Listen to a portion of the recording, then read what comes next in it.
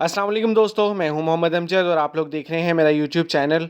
दोस्तों, price bonds के हवाले से एक नई वीडियो के साथ आपकी खिदमत में हाजिर हूं। आज हम बात करेंगे अक्टूबर 2023 में होने वाली प्राइस बॉन्ड की कुरंदाजी की। अक्टूबर 2023 में कौन से प्राइस बॉन्ड की कुरंदाजी होगी, इस बारे में बात करेंगे। इस दफ़ा अक्टूबर में सिर्फ एक प्राइस बॉन्ड की कुरंदाजी है, वो है 750, जिसका पहला इनाम है 15 लाख का एक इनाम है। दूसरा इनाम जो है वो 5 लाख रुपए का है और टोटल 3 इनामात हैं।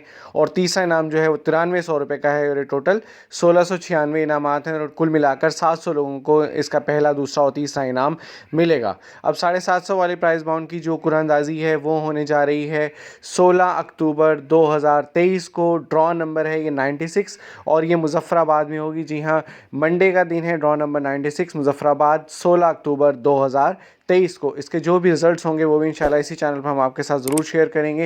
वीडियो को लाइक कीजिए और चैनल को लाजमी सब्सक्राइब कीजिए अगर नए हैं तो। अपना बहुत सारा ख्याल रखिएगा।